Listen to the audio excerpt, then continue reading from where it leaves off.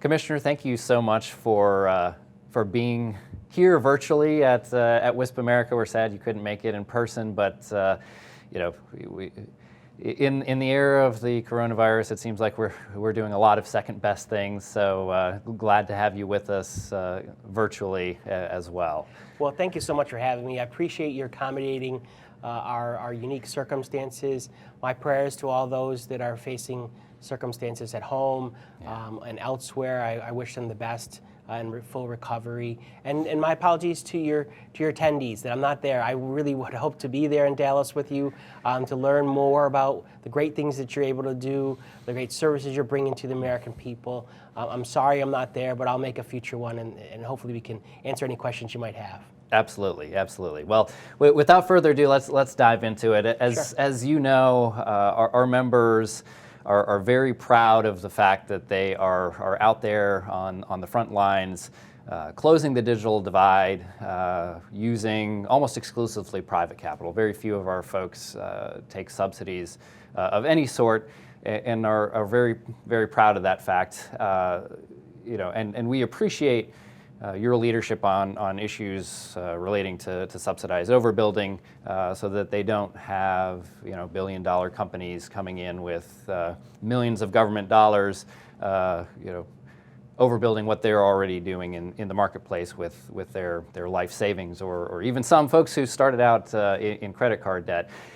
My question is, we're in a time here where rural broadband is top of mind for a lot of folks, and that also means folks talking about tens of billions of dollars being deployed to address this issue, pushing gigabit networks as far as we can.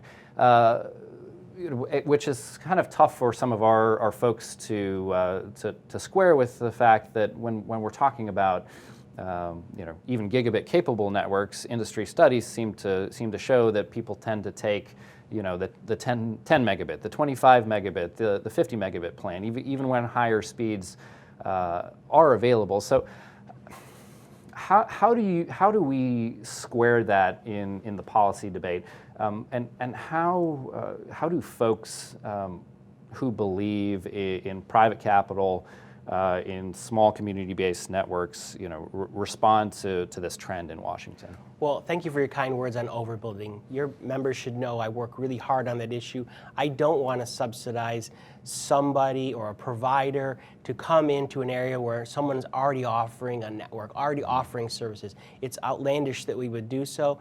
But I'll tell you, it's not an easy sell. There are a number of entities who want to see the government in different programs, or even within the FCC competing programs to fund multiple providers. They'll say, oh, that's competition. That's not competition. Competition is seeing the entrepreneurs and the investors, those that have gone into credit card debt, as you highlighted, that are trying to bring service to their neighbors down the street. And I visited a number of your members over the years, so you've been great to put me in touch with. I remember the folks we saw in Ohio, and to see that their work to bring out service where the incumbent had no interest and was not going to build anytime soon. And I thank them for their work. And it was great to see a couple, the president and the junior president of the company, a family-owned structure, bring service. But it's a tough time because there's great interest in getting rural broadband out there, and there's great interest in getting the subsidies out there, getting the money out there. It's from both Congress and the internal the FCC. We want rural broadband to be to every single citizen that wants it. I've been more mindful, and you may have seen some of this, and some of your members may have seen this. I want as much speed as we possibly can get, but my first goal is to getting access to everybody. And so right now, our standard is 25.3, and I want to get everyone to 25.3, because I know, and I've made this pitch before, that as soon as we raise that speed, the dollars will flow to the areas that are easiest to serve, whether it be 50, 100, or whatever. And I get people wanting gigabit service in some instances. Most people are overpaying if they buy that service. They don't need that speed. We see that on the school side. A lot of schools are demanding high speed, capability far beyond their needs, and so they're paying more than you would actually, that they should. I've tried to convince them not to do so. I certainly want networks to be scalable to serve future needs, and I get that. But to buy more than you need doesn't make any sense. And most services most applications that consumers use today are not 100. They're not gigabit structured. You can do an awful lot with 10. You can do an awful lot, it's really 12. But 25 can do an awful lot. I'm not trying to say that we should be stuck on 25, or that we should never move, or that we should only be, that this is the last place they're going to be. But we got to get everybody to 25.3. And I've got millions of Americans, millions of locations that are not at 25.3. Those folks that your companies are working hard to bring service to, I want to make sure they have service before we worry about the next speed jump. No, absolutely, and we do appreciate you coming out and visiting our members. We're very appreciative of Chris at IntelliWave hosting you, and you for making the time to get out there. So in order to get that next level of speeds out there, one of the issues, in fact, WISPA's top issue is always spectrum, and I know that you took a few arrows from our community. As you were working through things on CBRS, and you threw some back, so turnabout's always fair play. But I just want to thank you for your leadership on that band. It's amazing to see where we are right now in full commercial deployments, on the cusp of PAL auctions. We're really moving forward, and I'm hearing a lot of excitement in our membership about using the band. We even have a keynote session at our conference coming up about CBRS from business, technical, and legal perspective. My question more is, CBRS is this innovative framework of sharing. Do you see that as a template for moving forward in other spectrum bands in the future? So thank you for your kind words on CBRS, and I know that not everyone's completely happy with where we landed on the county size licenses for the PAL auction that's coming up in June 25th. I hope everyone has it on their calendar and will consider that thoughtfully if they want to participate. I'm actually hearing the same, the dynamic interest from the largest providers to the smallest providers, and I think in markets that are not the top 10, you're going to see a great opportunity. People have been taking advantage of the GAA, and they're going to probably use GAA in combination. So I'm really excited where we may go with this. In terms of a template, I think the answer is yes. It is another tool to our toolbox on how do we deal with really tough cases. Here we couldn't move in U.S. Navy the radars that they have. We couldn't move them, at least in the short term. And so this is an innovative solution to that. I see a couple other bands where this may make sense. We're still going to need licensed bands. We're still going to need unlicensed bands. And I see this as being that case that fits in some really tough situations. People talk about there's some cases, parts of maybe 37 or 39 that it might make sense, or some others. I don't see it as, and others have advocated that we adopt it across the board. I don't see that in the near term. I think we're still going to have exclusive license, exclusive unlicensed, whether we're talking unlicensed side 5.9 or 6 gigahertz. I'm sure we'll get to. Right. Both those, I think, I think that's more of a model than. Now, even in 6 gigahertz, we talk about it a little bit, right? Yeah. So it is talk about. We're going to do more than just talk about it, but it is something that is that is going to be an added benefit going forward. It's something we can use. There's a possibility we may use it in the 3.1 to 3.55, certainly the lower parts of that.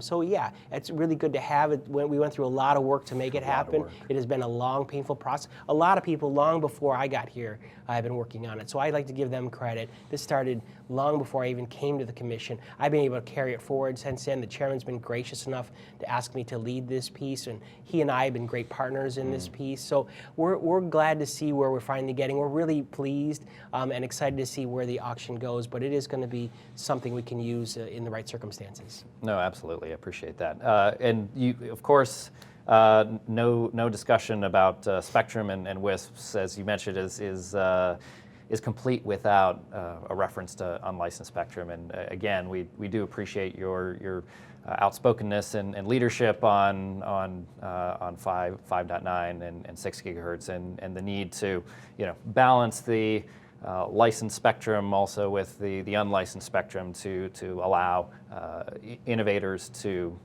move forward in ways that you can't really do if you have to pay for it up front.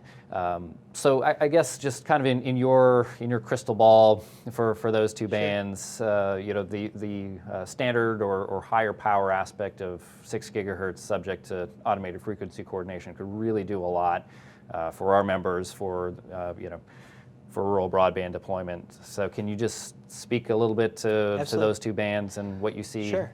We just forward? are getting close to the comment period on 5.9 closed, and we're going to digest that record. I'm hopeful and optimistic that we're going to be able to go to final order sometime. I've said yesterday I think it can be in the summertime. I've got my thoughts on the issue. I will keep an open mind to the record to see if it changes it. But I've been living this issue for quite a while. There's a great need. I think a lot of the auto companies have changed their positions over the time, and that's been helpful in terms of where they would like to go. I'm incredibly pleased where the chairman landed in terms of the structure. It was very similar to things I had been advocating, so it was a nice landing spot from my perspective. Having the piece that's going to be exclusive for autos, but then having a full 45 megahertz for unlicensed operations right next to 5 gigahertz, I think is a wonderful opportunity and something we can make available really soon. People talk about 6 gigahertz and the breadth of it, 1200 megahertz, right. But this is something we can make available really soon. 1200, the 6. So in terms of your question on terms of 6 gigahertz, I tend to believe that we're going to get there in the very near future. I don't want to get ahead of myself. I don't want to get ahead of the chairman. Sure. But I think the landing spot is going to be in a very positive direction for those that like the unlicensed side of the equation. I've kept an open mind to see. There have been some who have pushed for some licensing as part of that.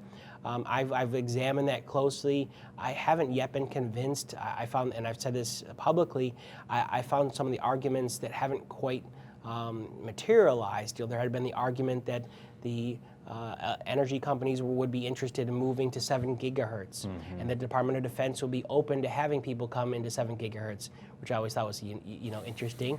I think both those haven't materialized as of yet, so I think that's a hard lift right now. Right now, I think that the agency is probably leaning towards a fulsome 1200 megahertz for unlicensed, which gives you 7 channels of 160 megahertz. Really exciting. I think there's 3 tiers that we've been talking about. Right. It's that which is the AFC governed with higher power, really working through. It won't be a fulsome. It hopefully won't need to be a fulsome SAS structure. It could be a little bit less. Hopefully a little bit less, a little less costly. That's our goal. And then still have low power indoors, and then very low power for for this distance probably. 3 meters or 1 meter kind of structure. Probably more like a 1 meter in the short term. And those 3 tiers can all operate at the same time. I know that the AFC piece with the higher power is really critical. That's why we're working really hard. I've been working really hard to push the Department of Defense to get CBRS power limits improved. And I think I've got commitment, I know I have commitment to do so. Now I'm working on getting commitment on the timing, because that's incredibly important. Timing is critical. The power limits are too low for the benefit of what people would like to do with them, and that's been, finding the right power limits for 6 gigahertz has been really important. I've been saying, let's move the hyperbole. There's been lots of threats of what would happen if you open up 6 gigahertz. Move away from that, and let's get to the math. And I think that's what our team has been doing, working through the math, making sure everything corresponds to physics and science, rather than arguments and things to my nature. Yeah, no, the fantastic public servants at the Office of Engineering and Technology are just do absolute yeoman's work on all of these spectrum issues, and we're very appreciative of the opportunity to engage with them on all of these issues. So, shifting gears a little bit to talk more about sort of general regulatory issues. WISPA is an association primarily of very small entrepreneurs and innovators, and I think a lot of times when we talk about regulation, we talk about impacts on small business, but we do tend to get lumped into a bucket with other small business interests, even though our average member has about 500 customers, and for example, the average NTCA member probably has about 10 times that, and then Comcast has about 40,000 times that. I get the sense from our members a lot that regulations in Washington tend to be calibrated to much larger, more well-established companies than them. It's kind of an open-ended question, but how do we change that, and how do our members, engage, the FCC, their elected representatives to make a difference and make their voice heard? Well, I would say that this commission, under Chairman Pai's leadership, we haven't imposed that many regulations. Absolutely. And those that we do have really tried to be thoughtful. So the chairman is very committed to that, and I am as well, to make sure that we, whenever are required, find it absolutely necessary to impose some type of restriction or limitation or requirement or mandate or something along those lines that prevents entrepreneurs from doing exactly what they would want to do. There's things that the burdens that we impose, we want them to be as narrowly tailored as possible to get the exact fix that we think was intended. So we've limited to that. The harder part is all the regulations that already exist on the books. Yeah. And in the wireless space, there's been quite considerable amount. Broadcast the same way. Cable's got its own legacy mess to deal with, and that's hard lifting.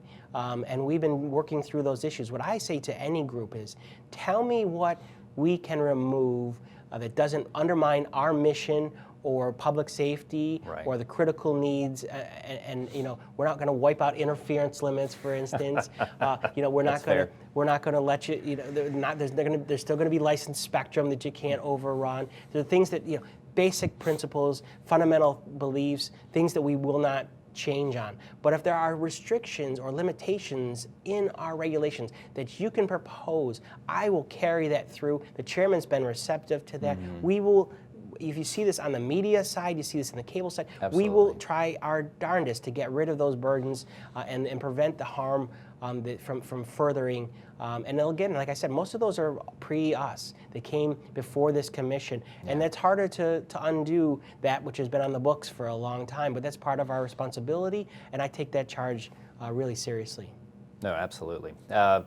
So you've been get me suggestions. No, we will. We will. We've you're got out a lot there. of them. Tell your people. Get me the suggestions. Get me the ideas, and I will carry them forward if I can defend them. Absolutely.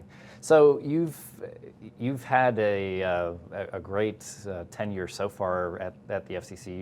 You've been very prolific on a lot of issues. You've made your voice and your opinions very well known, and From both the perspective of someone on the inside and now on the outside, it's very appreciative to know where somebody stands on an issue, and I thank you for that. I'm just wondering, looking back, what are you most proud of in your tenure so far at the FCC, and what you have been able to accomplish at the commission? Well, in fairness, my tenure, my term is expiring, and we're going to see how it plays out, whether there be another one or not. Yeah. It's in higher powers, and we'll just see. I've expressed interest in potentially staying because I'm rooting really for you. enjoying I'm really enjoying the work. But I also respect the process, and we'll let it play out a little bit. But what I've enjoyed in my time period, I was saying this just recently, is in those instances, much of our work takes a great deal of years, months to materialize.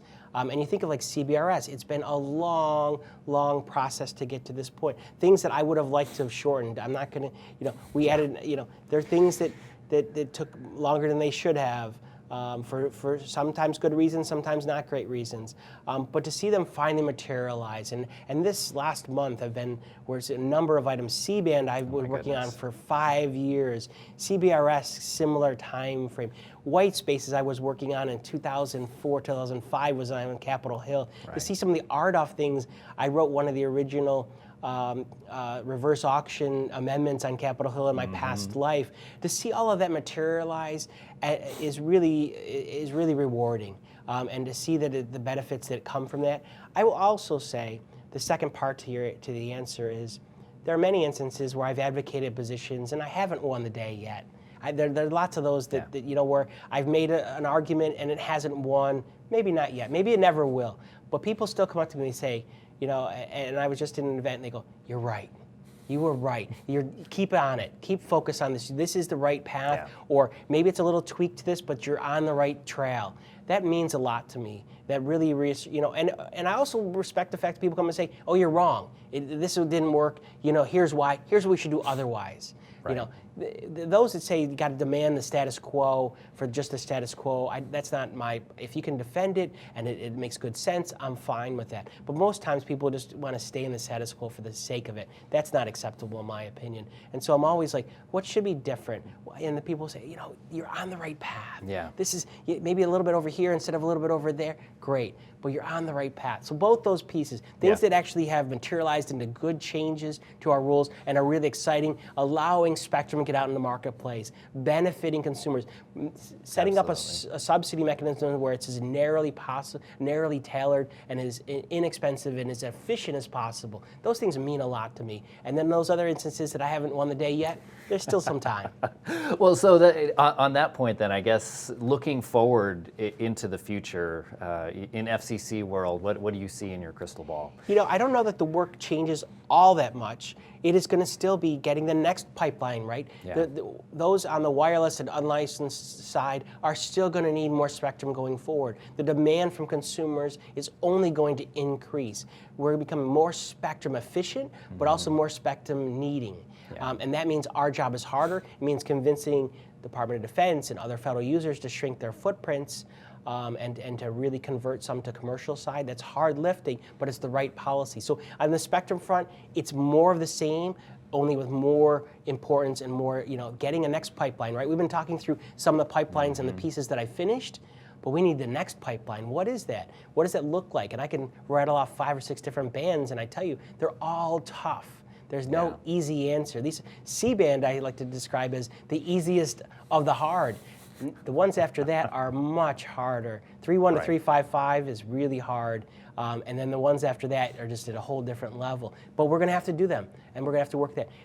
We've got tons, I want to be more specific. We've got millions of Americans, as I referenced earlier, without broadband access today. And I want to make sure they have access. And so I want to work as hard as I can, whether tomorrow's my last day or 5 years from now is my last day. I want every consumer that wants broadband to be able to get it.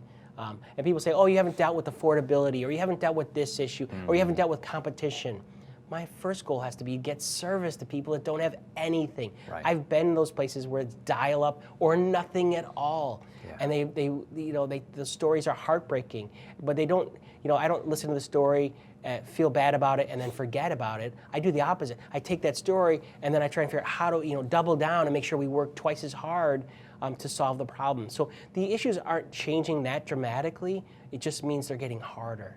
Harder to solve, and that's what I've always been one that tries to get to solutions as best I can. I've always said I can play the politics. That's where I came from. That was my past life, but I was picked for this job, in my opinion, to get solutions and move the ball forward, and that's what I'm about. Absolutely.